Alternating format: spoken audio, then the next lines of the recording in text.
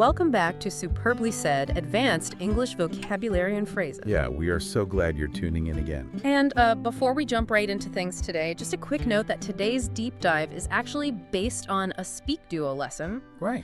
You can go to SpeakDuo.com to meet new people from around the world who are practicing English on video calls to become more confident with their English speaking abilities. Definitely check that out. But for today's deep dive, we are entirely bypassing the basics. Oh, absolutely. Today is tailored specifically for advanced English learners.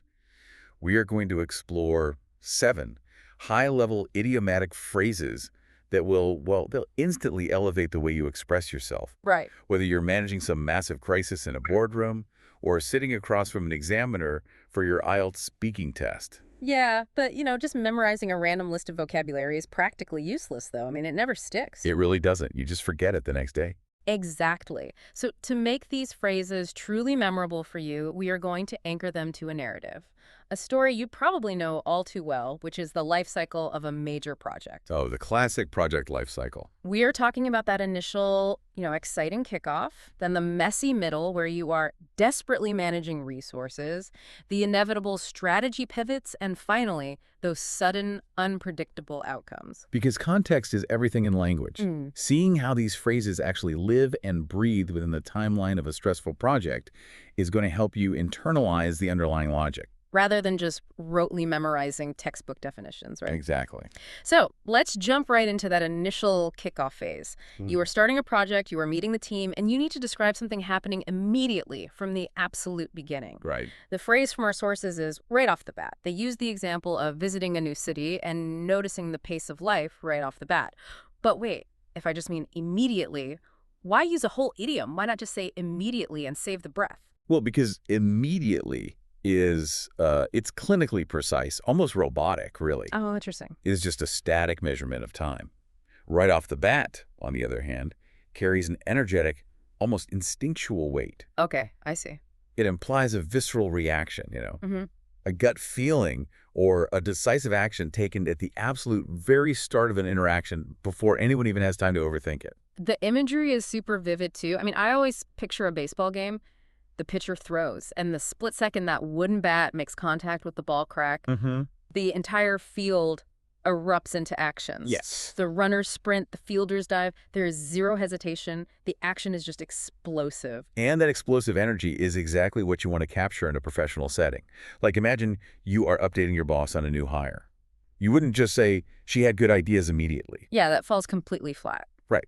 But if you say, right off the bat, during our initial creative sync, she proposed a striking visual style, you are painting a picture of someone who hit the ground running the second they walked through the door. It conveys competence. And momentum, exactly. And that momentum would be incredibly useful for an IELTS Part 2 response as well.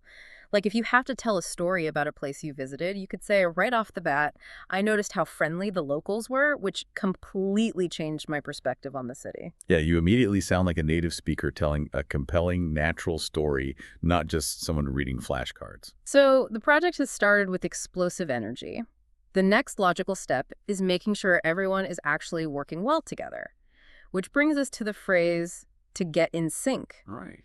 The source defines this as working together smoothly or sharing the same goals and timing, like setting clear goals and holding regular check-ins. Yeah, and it is a phrase that describes the elusive rhythm of a high-functioning team. But I'm looking at this and thinking about the word agree. Like in a corporate setting, I usually just hear that a team agreed on the project goals. Is being in sync just a fancier way of saying we agreed on something? It is actually a completely different dynamic, believe it or not. Really? Yeah, you can agree on a static fact. Like, Wow. We can sit here and agree that the sky is blue, or we can agree that the marketing budget is $10,000. That is a destination. Okay, a destination. But being in sync is a continuous journey. It implies a harmonious workflow. Think of a jazz quartet. Oh, playing on stage. Exactly. They don't just agree on what song to play before they go on stage and then ignore each other. They have to play the notes in a shared rhythm, listening to each other's subtle cues, and adjusting their tempo in real time. So agreement is a one-time event, but being in sync is an ongoing state of collaboration. They are actively adjusting to one another. Yes, exactly. So in the workplace, saying, After several alignment workshops, the design and engineering teams finally got in sync. It shows that they aren't just nodding their heads in a meeting. Right. They are functioning as a unified machine, reacting to each other's work smoothly. And for an IELTS Part 2 response about, say, a group project at university, you could describe that journey.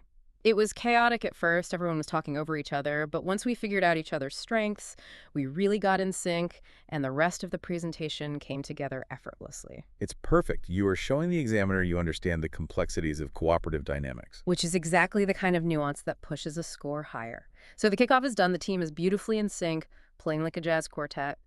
But then reality sets in. It always does. We enter the messy middle of the project, which is managing resources. This is where the tension ramps up. And the phrase for this phase is a precious commodity.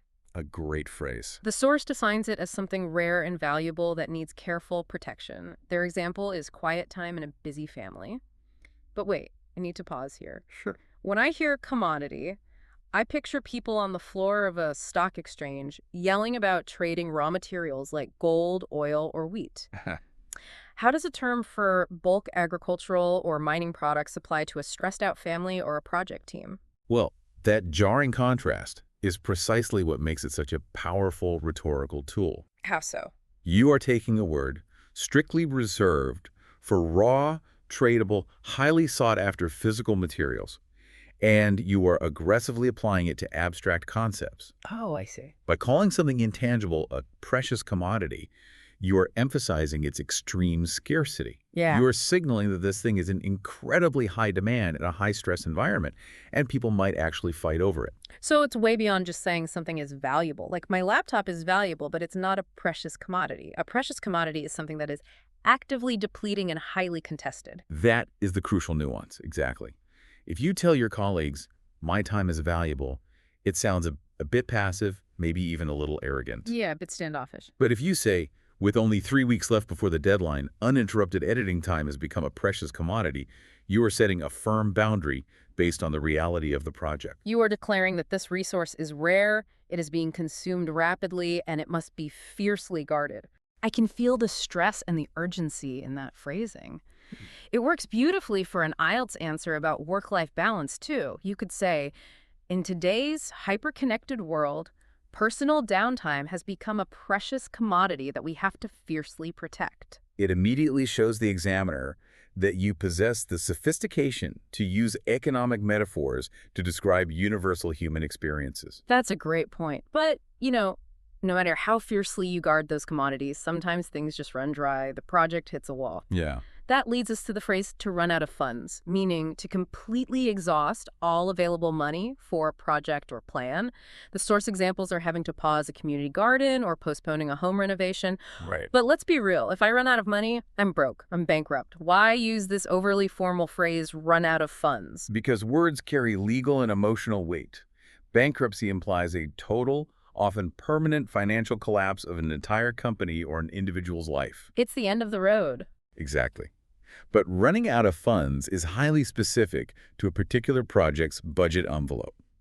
It implies a temporary logistical roadblock rather than a catastrophic, permanent disaster. Oh, that makes sense. It is a diplomatic, objective way to describe a lack of money without sounding overly emotional or inciting panic among stakeholders. It definitely sounds a lot better in a boardroom, like, due to escalating construction costs, the independent film production company unfortunately ran out of funds. That sounds like a math problem that can be solved. Right. If you walk in and say, the company went totally broke, people are going to start packing up their desks. Saying they ran out of funds leaves the door open to go raise more capital. And in an IELTS test, if you are explaining a time a personal project had to be paused, saying, I ran out of funds for my travel plans, sounds incredibly mature and objective. It separates your personal worth from the temporary financial reality. The money has dried up, though. We can't keep doing what we were doing. We have to pivot, which requires some serious strategic maneuvering. This brings us to move away from something, which is defined as stopping the use or support of a particular idea, habit, or practice. Okay. The sources mention a company moving away from single-use plastics or a person moving away from late-night screen time. I get the definition, but if I stop doing something, why wouldn't I just say I quit or I banned it? Well, it comes down to corporate diplomacy and managing perceptions. The perception is everything. Exactly. Quitting is abrupt, it is final, and it often carries a negative connotation of giving up or failing. And banning something is aggressive, authoritative, and often creates resentment. Right. But moving away from implies a gradual, thoughtful, and strategic evolution. It softens the blow. It suggests that the old way wasn't necessarily evil or wrong, it just no longer serves the current objectives. Precisely. It validates the past while pointing optimistically to the future. If you are pitching a new direction at work, you could say, to appeal to a broader audience, the studio decided to move away from traditional handheld camera work. That sounds like a calculated artistic evolution. But if you say, we quit using those cameras because they made people dizzy, it sounds reactive and slightly unprofessional. That makes a ton of sense. If you were answering an IELTS question about a positive lifestyle change, you wouldn't say, I quit eating junk food. It sounds a bit basic and abrupt. Definitely. You would say, I decided to move away from highly processed meals and began focusing on whole foods. It shows intent and maturity. Yeah. But even with the best pivots, sometimes things just fall through. The strategy fails. That brings us to fail to materialize. This means something doesn't happen or appear despite previous expectations or plans, like a picnic ruined by rain or a delayed weekend trip. The question you have to ask yourself here is, why use a long phrase like fail to materialize instead of simply saying something was canceled? Yeah, if my flight doesn't happen, it was canceled. If my meeting doesn't happen, it was canceled. It seems much simpler. Simpler, yes, but cancellation implies an active decision made by a specific person or authority. Like an airline agent pushes a button to cancel a flight. Right. Fail to materialize is used when an expected outcome, a promise or a situation, simply evaporates into thin air. It is almost exclusively used for abstract concepts. Oh, really? Yeah, you wouldn't usually say a physical meeting failed to materialize. You use it for things like support, funding, or promised help. Oh, I see. It acts as a shield. It removes the blame from a specific person and places it on the chaotic circumstances of the universe. Exactly. So at work, instead of saying, the investor lied to us and canceled his check, which sounds super hostile, you'd say, although the investor expressed interest, the promised financial backing ultimately failed to materialize. It is entirely objective. It simply states the reality that the expectation did not become tangible, without pointing fingers. What? And for IELTS, if you were describing a disappointed expectation, saying, I had hoped for a promotion this year, but unfortunately the opportunity failed to materialize, sounds deeply professional and resilient. But the project life cycle isn't all doom, gloom, and empty bank accounts. Thankfully. Sometimes, right when everything seems lost, you get bailed out by the universe. The final phrase we're looking at is a stroke of luck. This is an unexpected, fortunate event that helps you in a positive way, like finding a free parking spot right in front of the building, or getting bumped to a first-class flight. And what is essential to understand with this idiom is how it drastically differs from general success or hard work. Because we love taking credit for that stuff. Exactly. Human beings love to take credit for things working out, attributing it to our own brilliance. Yeah. But a stroke of luck explicitly highlights the absolute randomness of the universe. It is like a literal lightning strike. It just hits you out of nowhere. Yes, a lightning strike of good fortune. It is completely outside of your control. You cannot engineer or plan a stroke of luck.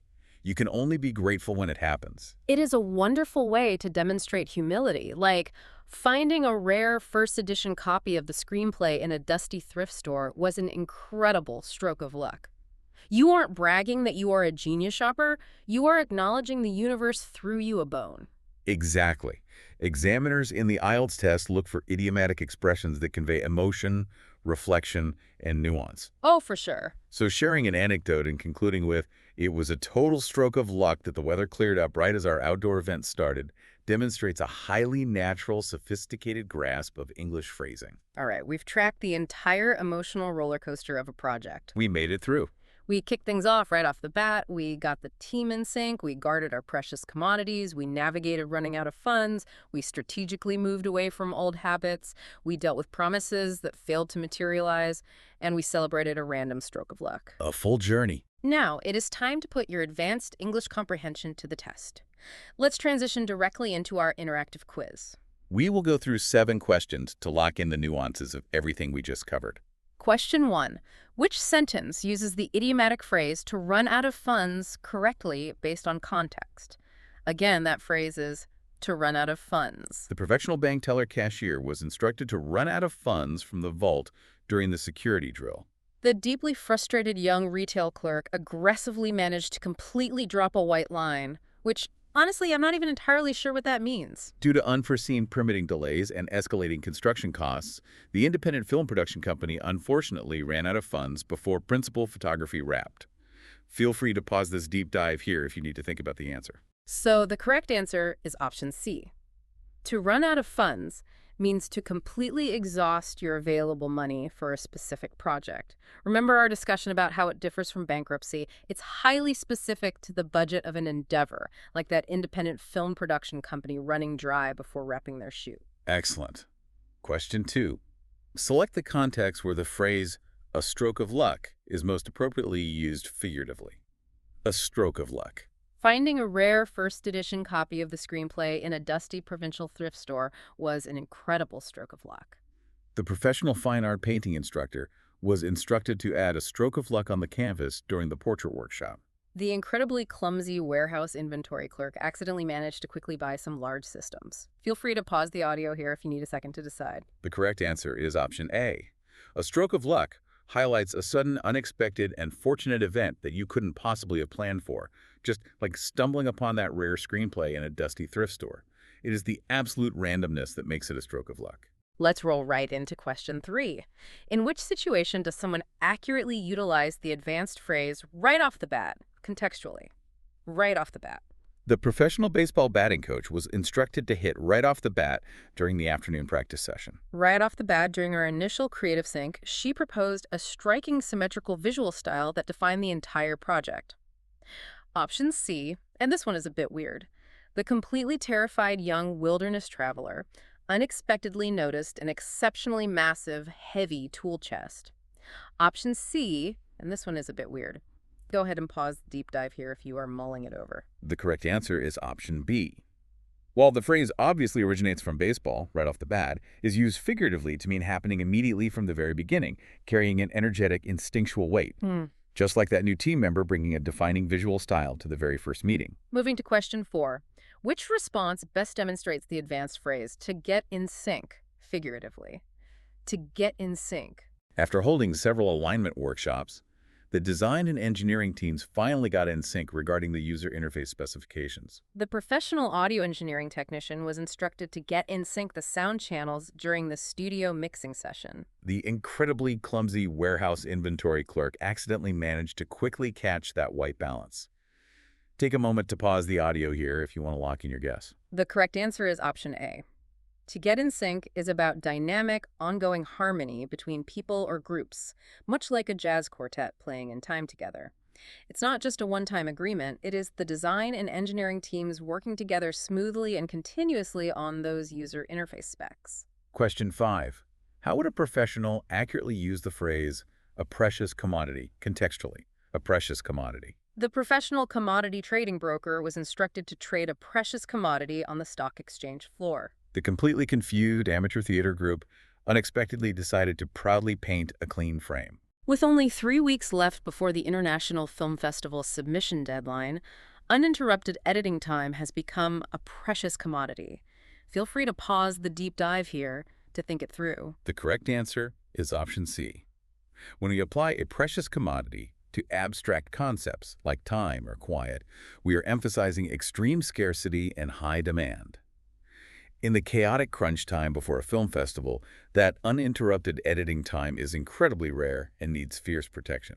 2 left. Question 6. Which scenario perfectly illustrates the meaning of the phrase to move away from something contextually? To move away from something. The professional furniture moving logistics coordinator was instructed to move away from something during the warehouse reorganization. To appeal to a broader international audience, the studio decided to move away from traditional handheld camera work and adopt a more structured aesthetic. The incredibly clumsy hotel maintenance worker accidentally managed to completely drop that red tray. Feel free to pause the audio here if you need a little more time to process those options. The correct answer is option B. To move away from something isn't about literal physical movement, and it isn't an abrupt quitting. It implies a gradual, thoughtful, and strategic evolution in a practice or habit, just like the studio evolving their visual aesthetic to reach a wider audience. And finally, question 7. Which sentence accurately utilizes the advanced phrase, to fail to materialize, contextually?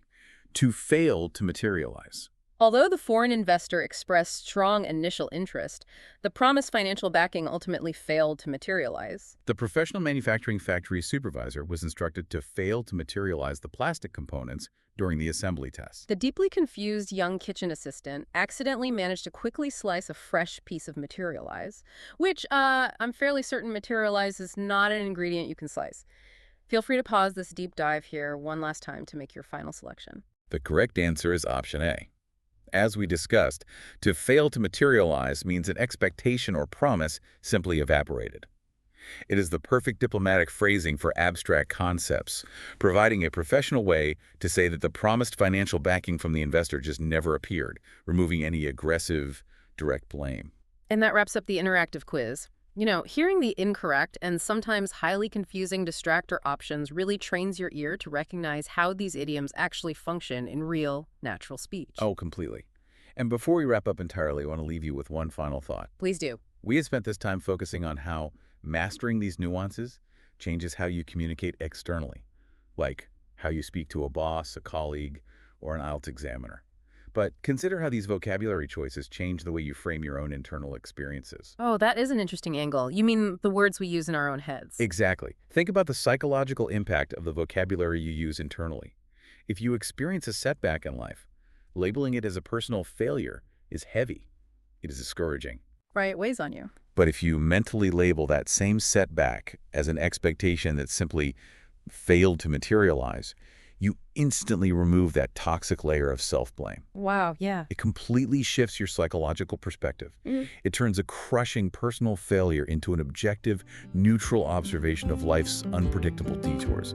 The vocabulary you choose doesn't just dictate how the world understands you, it actually shapes how you understand the world. Changing your vocabulary literally reshapes your reality. That is a brilliant and incredibly empowering note to end on. Thank you so much for diving deep into the nuances of the English language with us today. Keep practicing, keep listening, and we will catch you on the next deep dive.